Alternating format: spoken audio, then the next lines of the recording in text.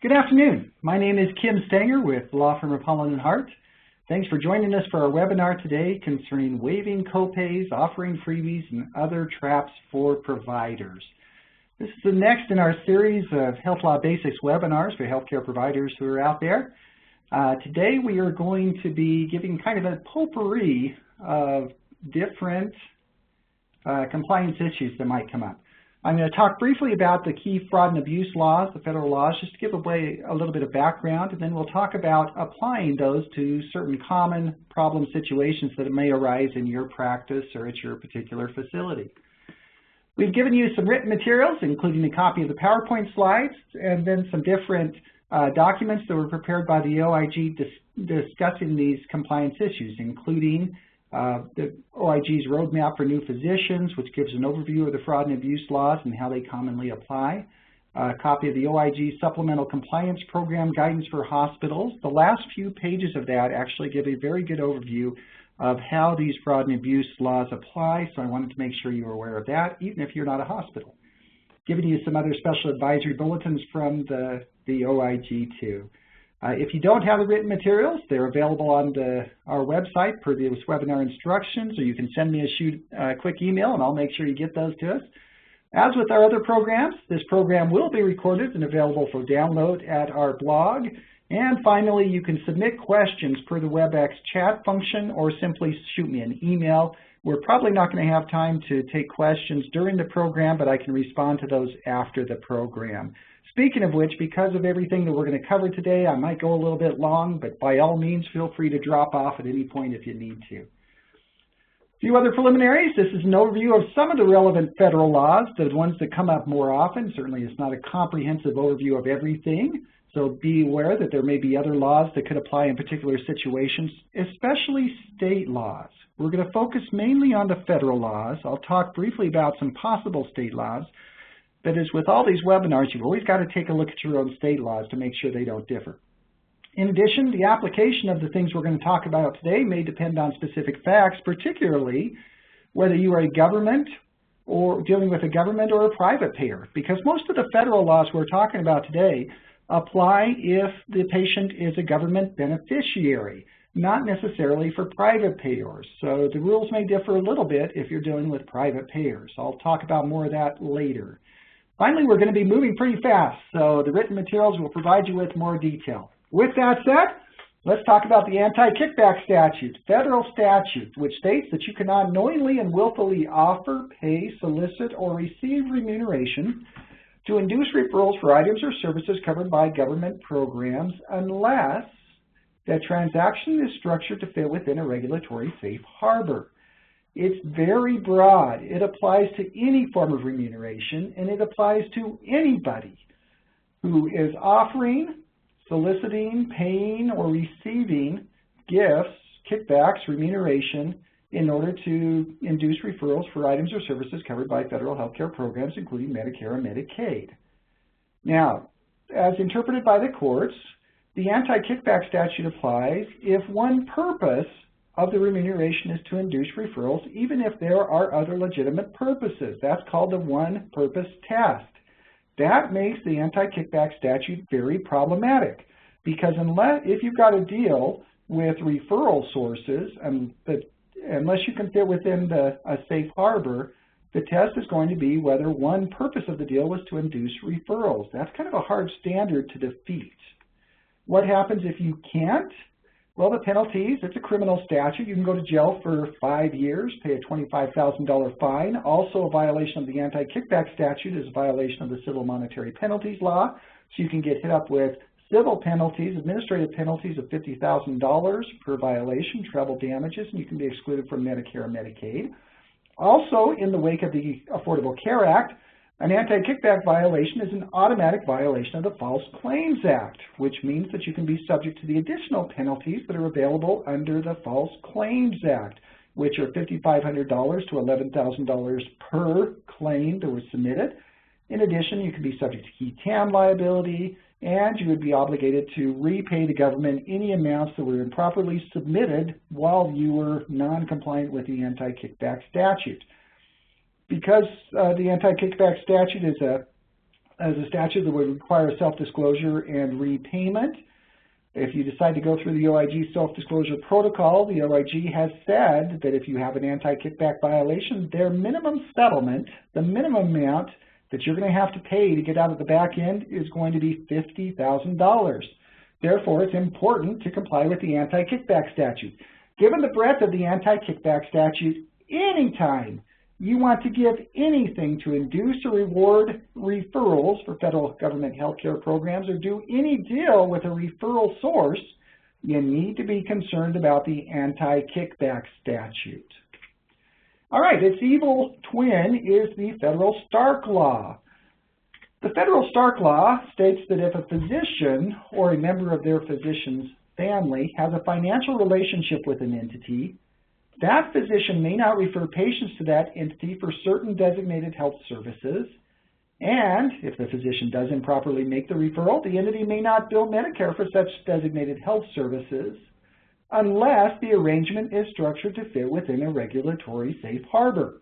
Stark does not prohibit the financial relationship. It just says, hey, if you've got that financial relationship, you can't make referrals over to that other entity unless you've structured the deal to fit within a regulatory safe harbor. What happens if you violate that? Well, unlike the anti-kickback statute, this is a civil statute. At the least, you can't get paid for services that you provided per an improper referral. And if you were paid, you've got to repay that within 60 days.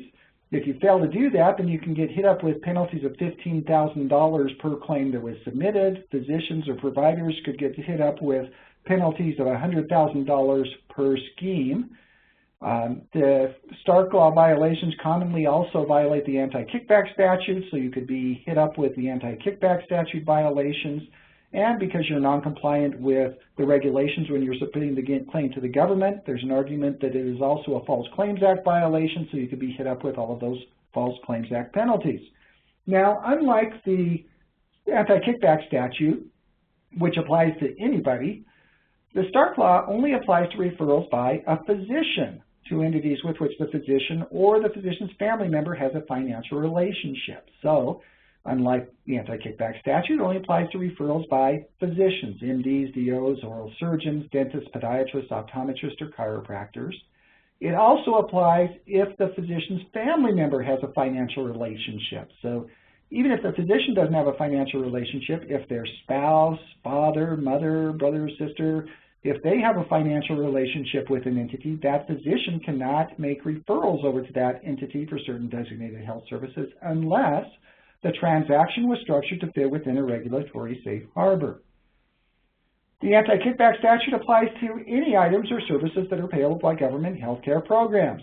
The Stark Law only applies to referrals for certain designated health services that are payable by Medicare, including those that are listed up there on the screen: inpatient and outpatient hospital services, outpatient prescription drugs, clinical labs, therapy, home health services, and so forth. Okay, Civil Monetary Penalties Law. It is the third in Satan's trifecta. The Civil Monetary Penalties Law is kind of a catch-all law that prohibits certain specified conduct, including submitting false or fraudulent claims, offering, soliciting, giving, or receiving remuneration to induce referrals, i.e. kickbacks. So if you violate the anti-kickback statute, you're also violating the Civil Monetary Penalties Law. And it prohibits offering inducements to program beneficiaries if you know or should know that that remuneration is likely to influence the beneficiary to order or receive items or services payable by federal or state programs from a particular provider. This is an important provision that is commonly overlooked, and I'm going to spend quite a bit of time talking about this particular provision because a lot of the traps that providers fall into originate because of this particular prohibition. The Civil Monetary Penalties Law also prohibits offering inducements to physicians to limit services. We'll talk also about that. It prohibits submitting claims for services ordered by or contracting with an excluded entity. And it prohibits failing to report and repay an overpayment. That is part of the new Affordable Care Act. When that was enacted, the government said, hey, if you're violating these laws, you have an affirmative obligation to report and repay overpayments that you've received, payments that you received while you were violating these laws. You've got to repay that within 60 days. If you fail to do that, that is a violation of the civil monetary penalties law, and you can get hit up with civil penalties in addition to the repayment. It's also a violation of the False Claims Act. Well, what are the penalties under the civil monetary penalties law? The penalties vary depending upon the prohibited conduct involved, but generally they range from $2,000 to $5,000 fines, potentially treble damages, denial of payment, repayment of amounts improperly paid. You can be excluded from government health care programs. In addition, just like anti-kickback or STARK, civil monetary penalties law violations may also violate the False Claims Act, anti-kickback statute, and in some cases, STARK. Those are the principal federal laws we deal with on a regular basis dealing with fraud and abuse, but you always have to remember the state laws also. Most states, if not all states, have their own version of the federal anti-kickback statute. The federal statute only applies to items or services payable by federal or state programs. Your state anti-kickback statute may be broader. It may also apply to kickbacks for services that are provided pursuant to private payer contracts. So it may be broader than the federal statute. It may also apply, or they may apply only to Medicaid or whatever, so you'd have to check your state laws. Some states also have mini STARK laws that were enacted at or after the time of the federal STARK law. And most of those generally track the federal requirements, but you have to be a bit careful because the federal law has been updated periodically. A lot of times those state laws are not updated to correspond, so there may be a difference between the federal STARK law and the state mini STARK laws. So the federal law may actually allow you to do some stuff, but which may be prohibited under the mini STARK law because the mini STARK law was never updated. Almost all states, if not all states, also have fee-splitting statutes. Those usually appear in the Medical Practices Act that prohibit providers from splitting fees with others, which could be construed to prohibit paying kickbacks or those types of things. There could also be laws prohibiting things like paying cappers or providing rebates, etc. All right, that's a background of the laws that generally apply to these transactions. Let's talk about some of these transactions. First, paying free or discounted items or providing free or discounted items or services to patients. Now we're talking about providing it to patients, not other providers. I've seen that arise in, lots of different contexts. Usually quite often it's situations where you've got an advertising and marketing campaign that, hey, come to us and we will give you this or that for free, or we'll provide this on a discounted basis, or we'll provide insurance-only billing, or those types of things. It may be free services, especially when it's tied to other services that are payable by government programs, by government payers. If, for example, you come to us, we'll give you this free service and we'll refer you over to get that service that's payable by government healthcare programs.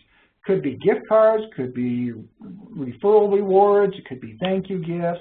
The problem with all of those are if you are offering free or discounted items or services, meaning less than fair market value, hey, that's remuneration. And if it's remuneration to a referral source, you've got to be thinking the federal laws because that remuneration may induce that patient to receive services. So it may violate the anti-kickback statute if one purpose of that remuneration is to induce referrals for items or services payable by federal health care programs. And remember, the patient can refer themselves. So paying the patient to come to see you, offering those inducements, is also a violation of the anti-kickback statute as if you offered it to some other provider. It could also violate the civil monetary penalties law if it's likely to induce the patient, the program beneficiary, to receive items or services payable by government programs. It could violate STARK if that freebie is offered to referring physicians or family members, unless it's structured to fit within a safe harbor. It could also violate state laws. Now, there are some guidance on what you can and can't get. The OIG has said when it comes to government program beneficiaries, you can offer free or discounted items if the remuneration is not likely to influence the beneficiary to order or receive items or services payable by federal or state health care programs. That's a pretty amorphous test. We don't have a lot of guidance on what they mean. Theoretically, though, if you can prove that it's not likely to influence the beneficiary to receive the services, then you should be okay. But remember, under the anti-kickback statute, The test is one purpose. If one purpose violates one purpose is to generate improper referrals, then that's technically a violation, so be careful. The OIG has also said that it will not seek civil monetary penalties against you if you provide an item or service that is of low value. Now, this arises in the context of the civil monetary penalties law, but since the OIG also enforces the anti-kickback statute, probably safe in assuming it applies there. Item or service is low value. That means each item or service is less than $10, and the aggregate is less than $50 per patient per year. So if you want to give something to your patients to thank them for their loyal service or their loyal support, you could give that to them as long as the monetary value is less than $10 each, and you don't give a patient more than a total of $50 per patient per year. That's set forth in the OIG's bulletin, a copy of which we provided to you. Now, there are certain other exceptions in which the civil monetary penalties law defines remuneration to exclude certain items. And because the civil monetary penalties law just prohibits you from providing remuneration, if these items are excluded from the definition of remuneration, you can go ahead and do it. For example, the civil monetary penalties law says that you can offer items to government beneficiaries if the free or discounted item or service satisfies the following. It's basically the financial need situation. If you can document that you've made a good faith determination that the beneficiary has financial need, or after reasonable collection efforts have failed, that item or services is not offered as part of any advertisement or solicitation, it's not tied to the provision of other federal program business, and there's a reasonable connection between the item or service and the medical care of the beneficiary.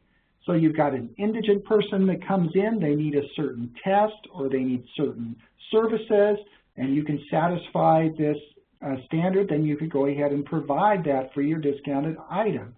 Note here that you can't use this as a marketing scheme. You can't say, hey, come here and we'll provide these free or discounted items. If you are indigent, you can't advertise it. You don't use it as a marketing scheme or an advertising program in order to solicit those referrals or those services. Instead, you would address those on a case-by-case basis as the patient comes in. There's another exception. You may offer items to government beneficiaries if the item fits within an anti-kickback safe harbor. There aren't too many that apply to these types of situations. There is a safe harbor for certain discounts. Kind of hard to satisfy that. You can also provide the discounted item or service if it promotes access to care and poses a low risk of harm to patients or federal programs. Don't have a lot of guidance from the government on what they mean by that. There was an advisory opinion that was issued in 2011 where the OIG concluded that it would not seek sanctions against a nonprofit entity's provision of transportation, lodging, and meal assistance to patients and their family where, among other things, the program was not advertised in advance, the costs were not claimed on the cost report so the government didn't have to pay for them, and there was a significant public benefit offered through the program. So if you think you've come up with a program that promotes access to care and poses a low risk of harm to patients or federal programs, those are perhaps some of the standards, some of the tests that you may want to consider before you implement that program. You may also offer items or services that promote certain types of preventative care that are payable by Medicare or state programs if you satisfy certain criteria. That preventative service includes prenatal service or postnatal well baby visit, or a service that's otherwise described in a certain U.S. publication. Those are pretty esoteric. It can't be tied directly or indirectly to the provision of other services payable to Medicare or a state program. You cannot provide cash instrument or convertible cash, so it's not like you're just handing out money. And the value of the inducement is not disproportionately large in relation to the value of the preventative care service or future health care costs that will be prevented. That is another safe harbor that would allow you to provide free or discounted service. Now, those are kind of the rules if you want to provide it yourself. You want to pay for it yourself. The OIG has opened the door and said, well, there's nothing in the civil monetary penalties law or theoretically the anti-kickback statute that would prohibit an independent entity from providing free or discounted items or services to beneficiaries. So instead of you providing some free or discounted service, you could fund a charity, and that charity could go ahead and provide that for your discounted, or pay for that for your discounted service for beneficiaries, so long as that independent charity is truly independent, that you're not just pulling the strings and it's just a flow through where you're controlling the decisions that are made. That third party has to be an independent entity that makes an independent determination of need, and the beneficiary's receipt of remuneration does not depend directly or indirectly on the beneficiary's use of a particular provider. So you can't go to the local charity and say, hey, we will give you this money if you give that money to so-and-so so that they can come to us and receive this particular care. All right, that gives you a brief overview of providing freebies, gifts, and other things to Medicare beneficiaries. What about waiving or discounting copays and deductibles? Hey, what's the big deal with that, right? That's just the amount that you were going to get. You can waive that, right? That doesn't hurt anybody but you. You're the one that would otherwise be entitled to that. What do third-party payers or the government? Why do they care about that? Well, they care about it because Medicare typically pays 80% of reasonable charges, but if you're always writing off the copays, then your reasonable charge is actually reduced to the amount that doesn't include the copays, so they're overpaying you. More particularly, when the government and when private payers set their actuary tables and they set the copay amounts and they figure out what they're going to pay, they've done this analysis to factor in that, hey, if the patient has to pay part of this, they're going to have a reduced incentive to get the health care. If the patient doesn't have to pay any kind of a copay, then what's to prevent them from getting up in the morning and saying, hey, I don't have to pay for this. Well, I don't have anything else to do since I don't have to pay for it. Maybe I'll go down and get a colonoscopy. Well, those same considerations apply to private insurers, and therefore the general rule is when it comes to waiving or discounting copays or deductibles, hey, you're essentially providing remuneration. That may induce patient to receive services. That may violate the anti-kickback statute if it's done to induce referrals for items or services payable by federal health care programs. It's going to violate the CMP if it's likely to induce the beneficiary to receive items or services payable by federal or state health care programs. If you're waiving or discounting the copays or deductibles to physicians or physician family members, that could violate Stark if that physician makes referrals for designated health services to you. And even if it's not a federal program beneficiary or a state program beneficiary, it's probably going to violate your managed care contract. Your private insurers are not going to be happy that you're waiving copays and deductibles because that removes the disincentive for insureds to get those services. The OIG issued a fraud alert on waiving copays and deductibles in which they identified certain red flag situations. These are situations that you don't want to do because it's probably violating the law. If you're advertising no copays or deductibles, like Medicare accepted as payment in full or no out-of-pocket expenses or insurance-only billing, hey, that's a red flag saying, government regulators, come and check me out.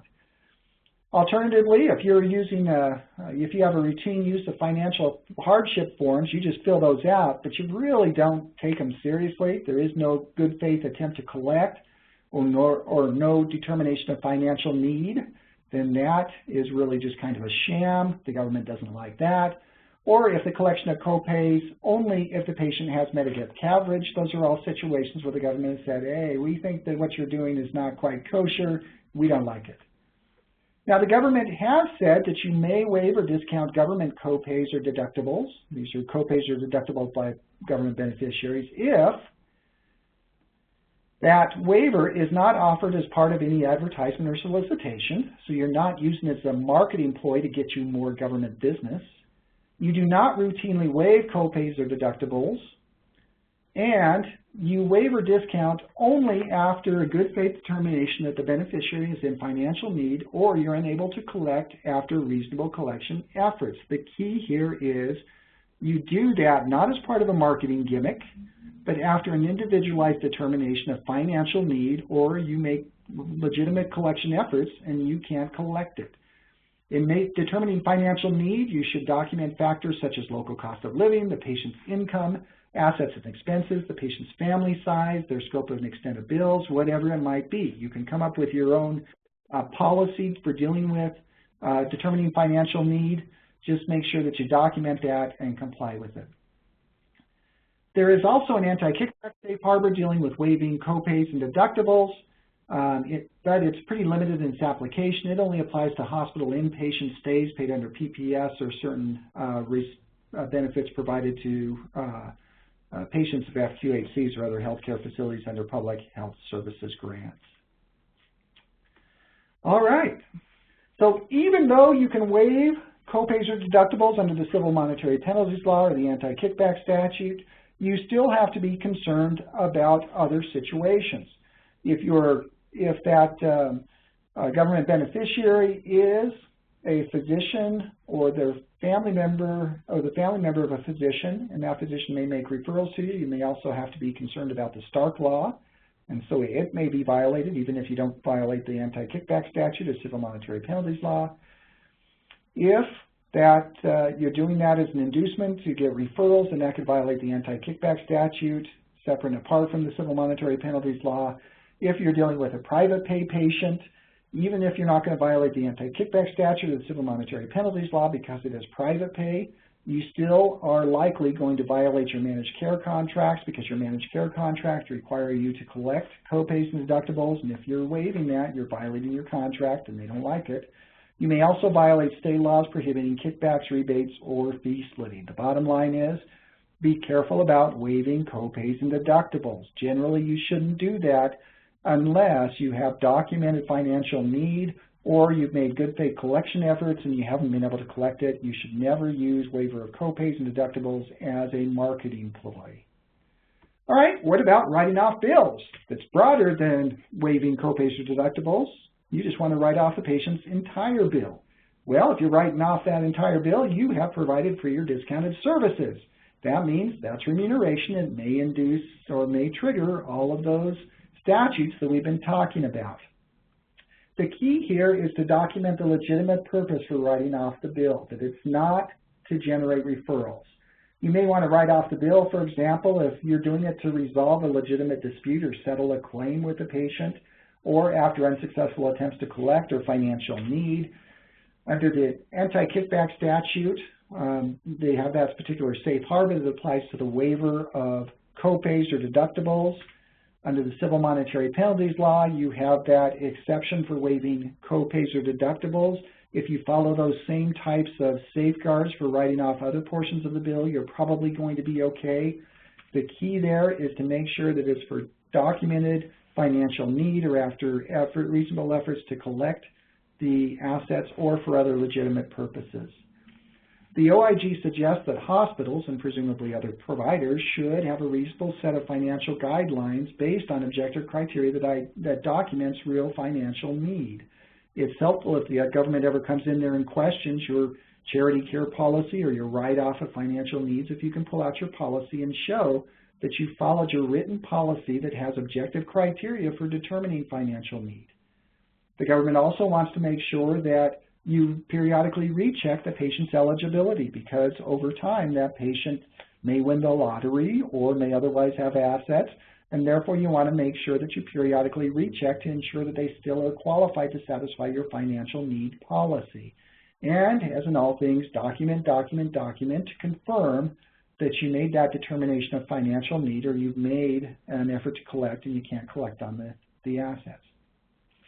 When you're deciding whether to write off the entire bill, remember this, that it's always less risky to write off the entire bill than to write off copays or deductibles. If you're writing off the entire bill so that no third party is going to have to pay anything, then they really don't care. They like to see you write off the bill. On the other hand, if you're just writing off copays or deductibles, hey, they don't like that because they're the ones who may take the hit on this, and it may induce more services. So if you're writing off only the copay or deductible, beware your private payer contracts, the anti-kickback statute, and CMPL.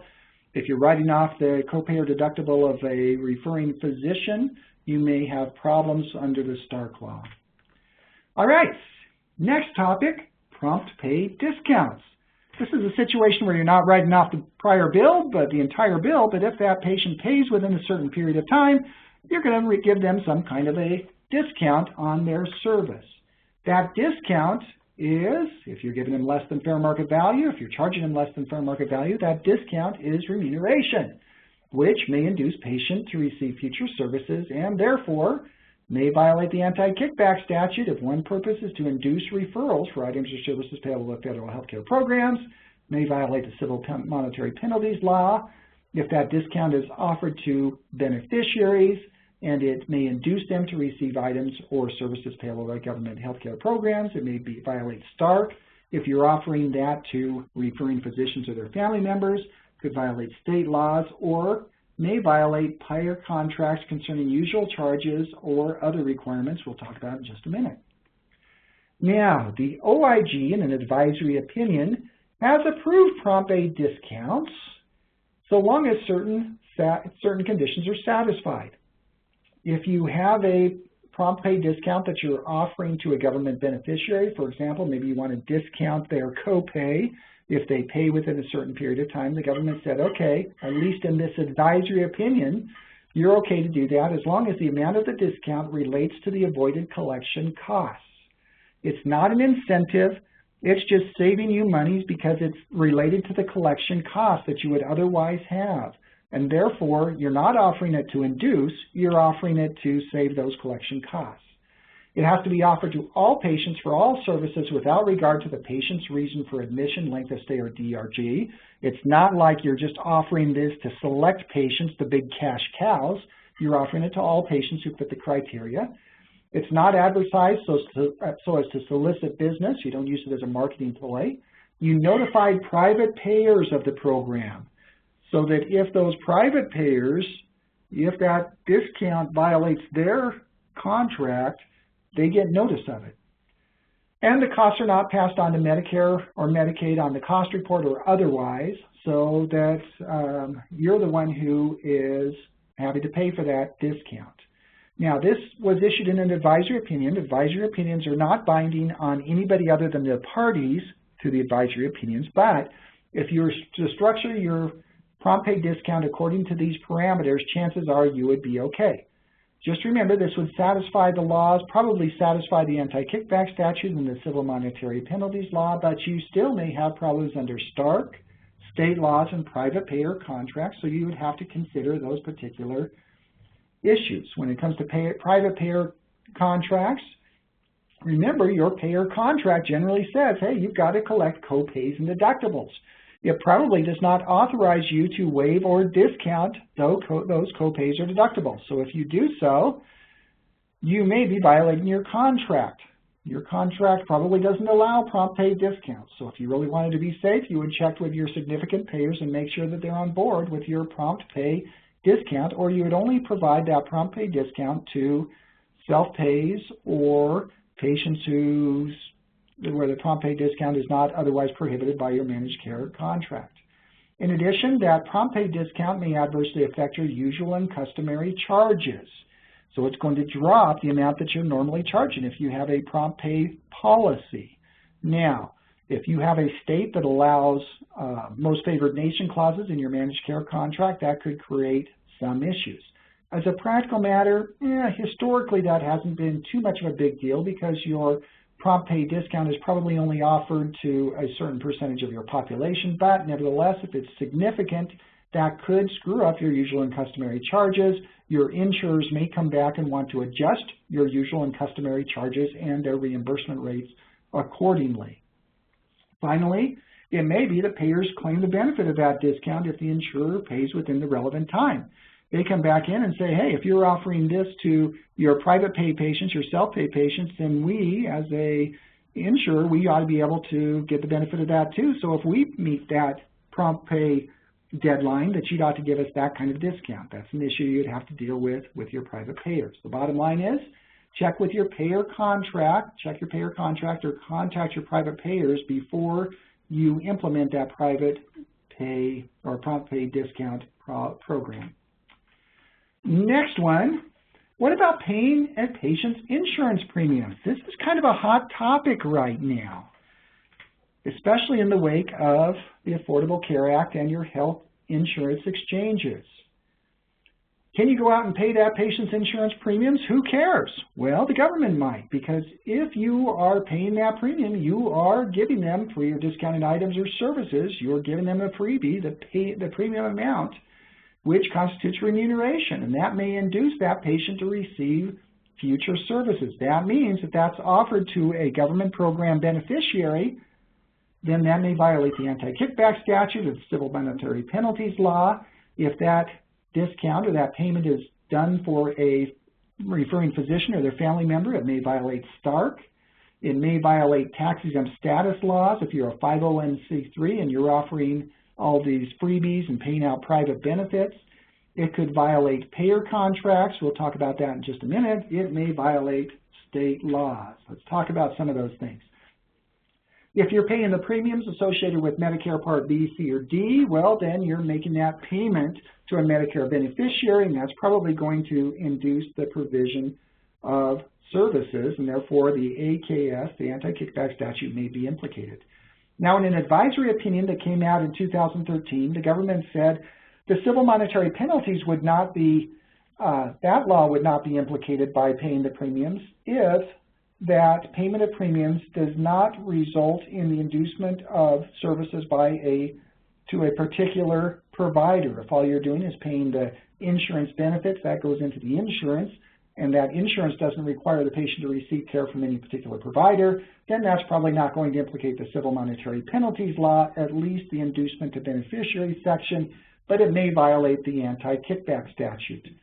In 2013, the OIG did approve, in an advisory opinion, a plan's payment of the Part B premiums for an ESRD patient, end-stage renal disease patient, where the patients, under these particular circumstances, the patients were already receiving the services, so that additional premium payment was unlikely to induce additional services that were not otherwise going to be received.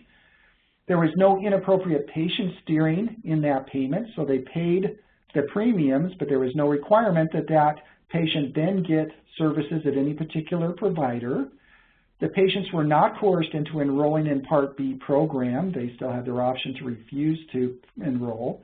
And there were certain protections built into that program to protect the Medicare program from additional costs. But in that advisory opinion, the OIG cautioned that it might reach a different result in other circumstances. So you have to be careful before you're paying the premiums for Medicare beneficiaries, Medicaid beneficiaries. But what about the health insurance exchanges? Now we have those health insurance exchanges. We're pushing everybody to go purchase that insurance. Maybe you've got a situation where you've got a patient in there. You're providing uncompensated care, and you have an outflow of $50,000 or $60,000 per month in uncompensated care. You're a lot better off going and paying the $10,000 to secure insurance coverage for that particular patient. And so the insurance company has to pay that, so you'll just go ahead and sign that person up under the insurance exchange. There is a query that was made to HHS back in, I think it was late last year, in which they asked whether paying the premiums for the insurance exchange insurance would violate the anti-kickback statute, whether that insurance exchange was a federal health care program. The Secretary of Sebelius's office send out a letter basically stating we don't think that it's part of a federal health care program, therefore suggesting that it would not violate the anti-kickback statute, but apparently somebody else saw that letter, and the very next day or a few days afterwards, they sent out a follow-up letter where they said, wait a minute, hold the phone. Among other things, that letter said, HHS has significant concerns with this practice, meaning paying the premiums to get somebody on the health insurance exchange, because it could skew the insurance risk pool and create an unlevel playing field in the marketplaces. If you had hospitals that are going out buying insurance for a bunch of sick people, because it's only the sick people who are going to buy the insurance for, it could skew the whole risk pool and tank the whole concept behind Obamacare and the mandatory insurance. Therefore, quote, HHS discourages this practice and encourages issuers to reject such third-party payments, i.e., the government's telling these health insurance exchanges you ought to include in your contracts that you will not accept third-party payments, that it has to come through certain qualified payers.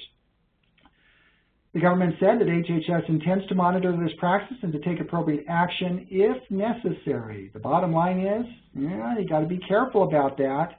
The government may look over your shoulder, and even if you decide you want to go ahead and do it, you better check, because the payer may decide that they're not going to allow third parties to make these payments because of this guidance. They can build that into their insurance program. Now, just recently, in February and in March, the government actually issued an interim rule that said that limitation does not apply to certain situations where government grantees, government grant programs pay for insurance, like under the Indian Tribes program or the Ryan White HIV program, those types of situations. Also, that limitation would not apply if the payments were made by a private, nonprofit foundation based on defined criteria based on financial status that does not consider health status, and payment covers the entire year. So if you've got a charity that's providing the resources in order to secure that coverage, if they're doing it based on financial status and not because the hospital wants to secure coverage for certain sick people, then they've opened the door to allow you to do something like that. But it's still up to the health insurance companies to determine whether or not they're going to allow that to fly, and some of them have decided they're not going to do that. Well, what about if you're not purchasing it through the insurance exchange? It's just private insurance. A lot of times I've seen it come up in the case with COBRA payments. Patient's going to go off, but the hospital or some other payer wants to pay the COBRA payments in order to maintain the ongoing coverage.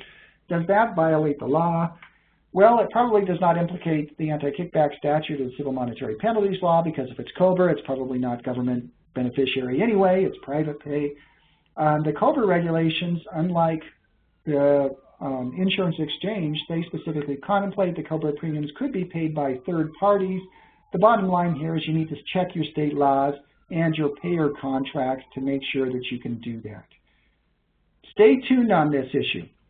This is a developing issue. We got that guidance in just February and March when they came out with that proposed rule dealing with certain exceptions. Watch this, because more will be coming down the pipe on these items. All right, next situation, let's talk about free tests or screening situations. You've got that situation where, hey, our marketing people have come to us. Why don't we go ahead, have a free screening program where patients can show up.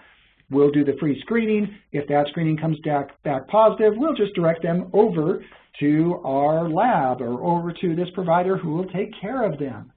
Does that create problems? Well, that free screening, that free test, that's a free or discounted item or service, meaning it's less than fair market value. That means it's remuneration.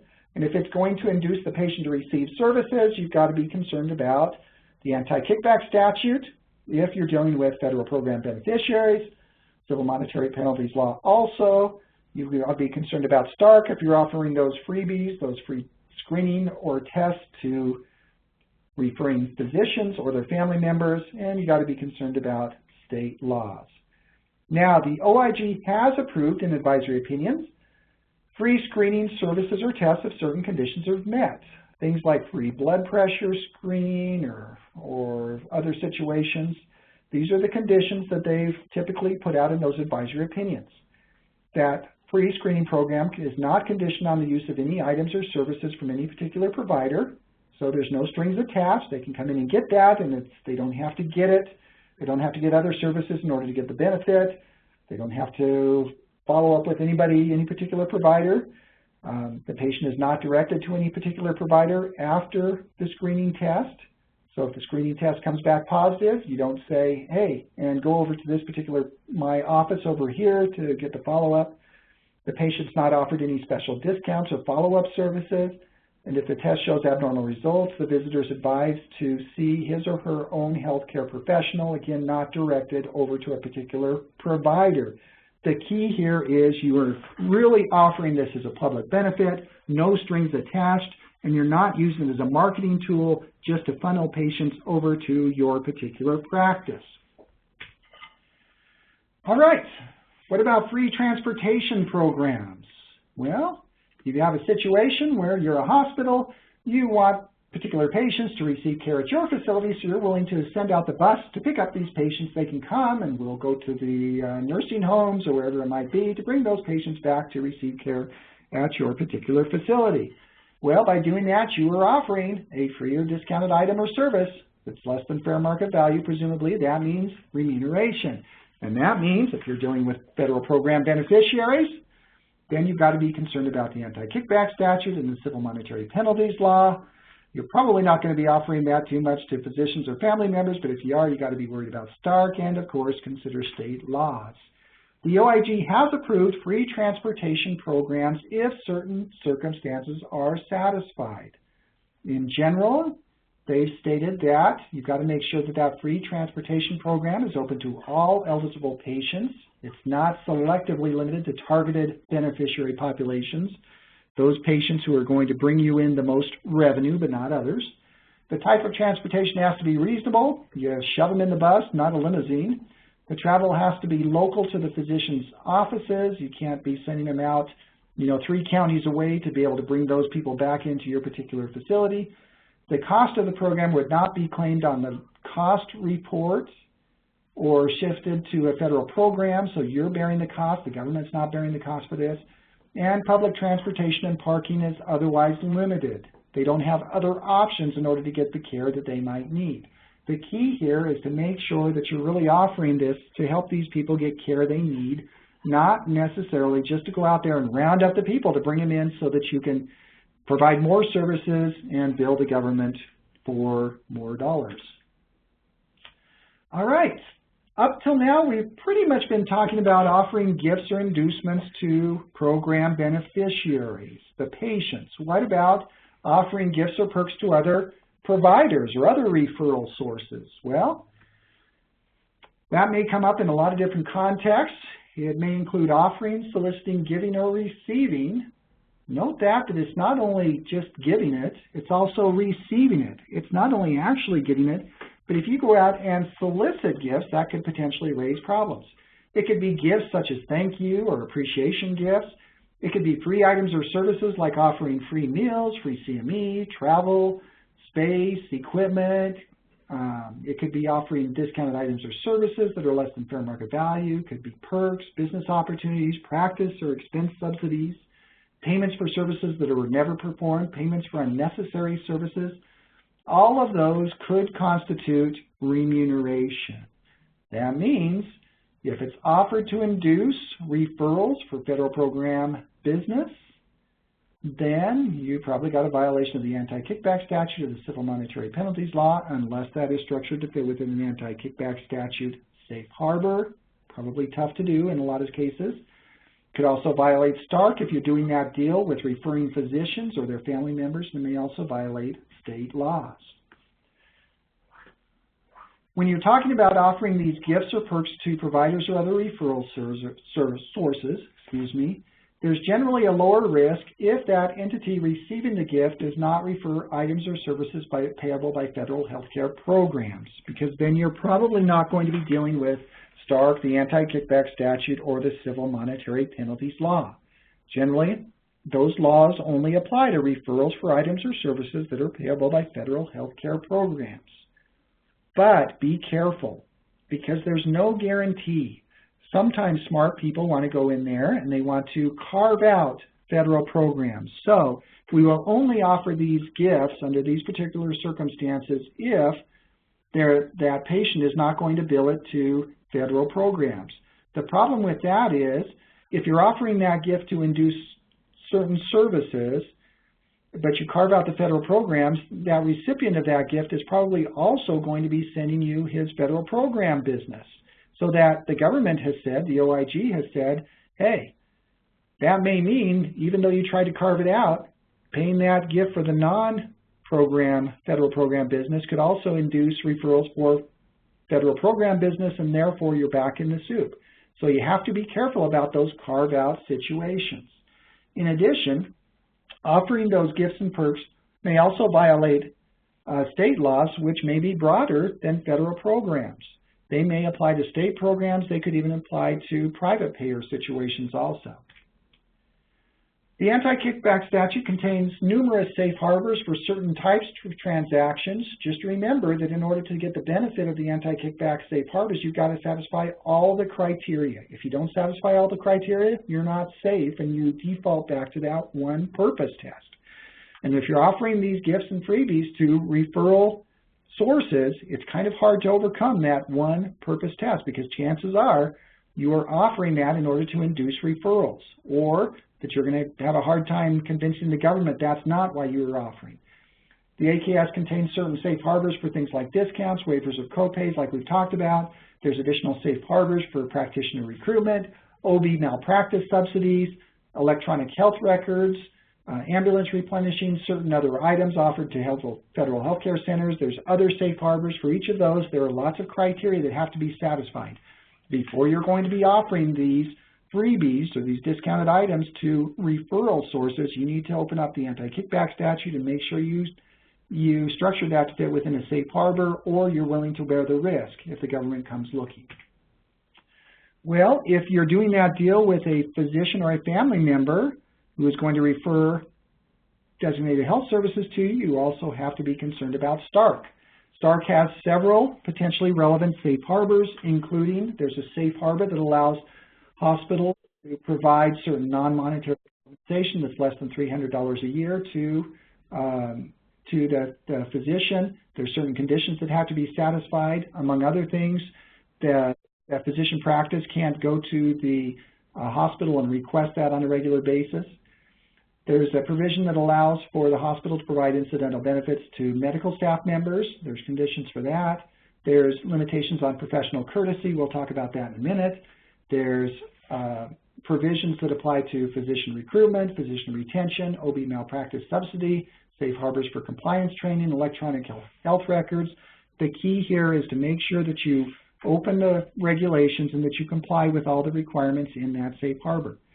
Unlike the anti-kickback statute, STARK is not an intent-based statute. It is supposed to be black and white. If you fail to comply with the safe harbor, then that's a STARK violation, even if you didn't have improper intent. So you need to make sure that before you do these deals with referral sources that you structure your deal appropriately. All right, let's talk about professional courtesy. So maybe you have a situation where if a local physician comes into your office out of professional courtesy, you're going to provide the services for free. You may extend that to that other physician's family members. You may extend that to that other physician's office staff, whatever it might be. Well, when you do that, you are providing for your discounted items or services. That means remuneration. That could implicate all of those statutes we've been talking about.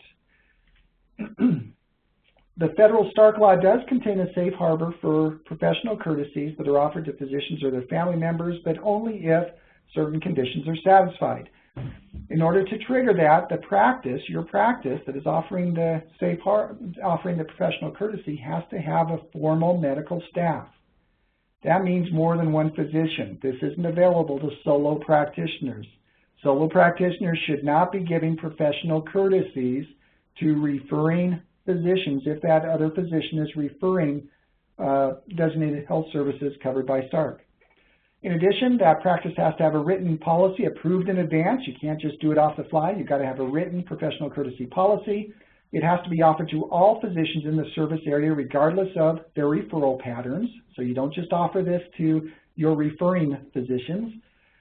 It can't be offered to government beneficiaries unless there's a showing of financial need, and it cannot otherwise violate the anti-kickback statute, meaning it can't be offered as an inducement to generate more referrals. But even if you're complying with the STARK safe harbor, though, remember you still have to comply with the anti-kickback statute, CMPL, the civil monetary penalties law, state laws, and you may have concern under private payer contracts. If you're going to do the professional courtesy, you're going to want to make sure that you comply with that STARK law if you're offering that to other referring physicians. If you're doing the professional courtesy, pay special attention to waiving copays or deductibles or engaging in insurance-only billing. That's going to create a whole host of problems that we've talked about earlier in the program, not only with your federal program beneficiaries, but also with your private payer beneficiaries or private pay patients. You should offer the free items or services, if you decide to offer those free items or services to your own employees. You may have some kind of a plan so that if your own employees want to get services, you won't charge those services. Just remember that that may implicate tax or employee benefit laws. Generally, any benefits that you provide to your employees are taxable. So if you're providing them free services, that's a taxable benefit that they're going to have to claim unless it's structured as part of their employee benefit plan. If it's going to be part of their employee benefit plan, there's additional laws, ERISA and the like, that you'll need to make sure that that benefit plan complies with. So be careful about offering that off the books to your employees. All right, let's talk about gain sharing or other cost savings programs. These are situations where you may enter into some kind of a deal. Maybe you're a hospital, you want to enter into a deal with your medical staff members that, hey, if you help us save costs, we will share those cost savings with you. Well, what's the big deal about that? Aren't we all about that? Isn't that what the Affordable Care Act and the accountable care organizations are all about? Well, the problem is the government, when they issued this DRG payment, they went from a fee-for-service system to a DRG payment service where the payments to the hospitals are capped. The government was concerned that hospitals now have an incentive to have patients reduce services. And because of that, as part of the civil monetary penalties law, they implemented a statute that says a hospital or critical access hospital cannot knowingly make a payment directly or indirectly to a physician as an inducement to reduce or limit services provided to Medicare or Medicaid beneficiaries who are under the direct care of a physician. That includes those gain sharing programs. If you're making payments that directly or indirectly have the effect of inducing that physician to reduce the services that are provided, hey, that's a violation of the civil monetary penalties law. If the physician accepts that, the penalties are $2,000 for each individual with respect to whom the payment is made, along with any other penalty allowed by law. If you're doing that as an inducement, that could violate the anti-kickback statute. If you are providing that to a referring physician, that could implicate Stark because it creates a financial relationship with that physician, and there probably is no safe harbor, so you also got to be concerned about Stark violations. Gain sharing, those gain sharing arrangements are generally any arrangement in which a hospital gives a physician a percentage or share of any reduction to the hospital's cost of patient care attributable in part to the physician's efforts to generate those cost savings. The OIG has lots of concerns about those particular programs.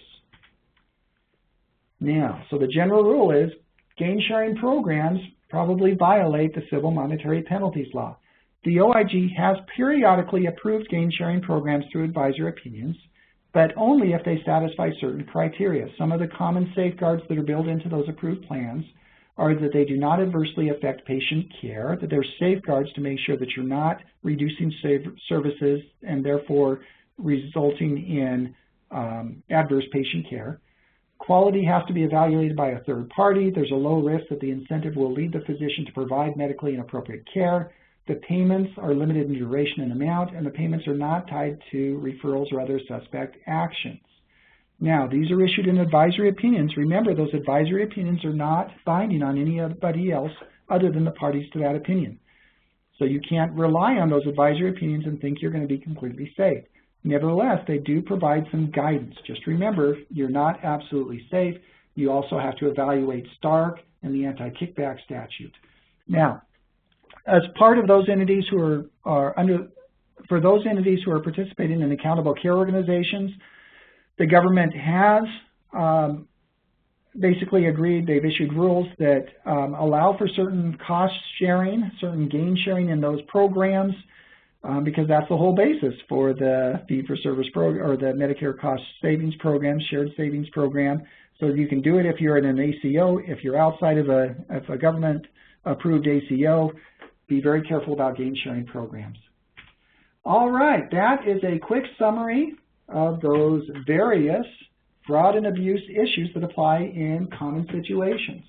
The bottom line, as far as action items, you may want to take these slides, go back, look at the programs that you've got, not only your contracts with physicians, but also your marketing schemes, your programs, your other arrangements with your patients to make sure that you're in compliance with these rules. If you think that you have problems, definitely do not do this because you probably have an affirmative obligation to report and repay within 60 days. If you fail to do that, a whole host of horribles can rain down upon your head. If you're looking for additional resources on these items, you can go to the government's website, the OIG's website. Under their Compliance tab, they have a whole host of resources that are there to help you, including their Compliance 101 series, Compliance Program Guidance, Advisory Opinion, Special Fraud Alerts, some of which I provided to you today. That is it. It is right about 1 o'clock, so we are on time. Thank you very much for your participation. If you have questions about any of those things that we've covered, I know I went through them very fast, feel free to shoot me an email or use that chat feature, and I will try to get back to you within a day or two on the answers to those questions. Otherwise, thank you for your participation as always.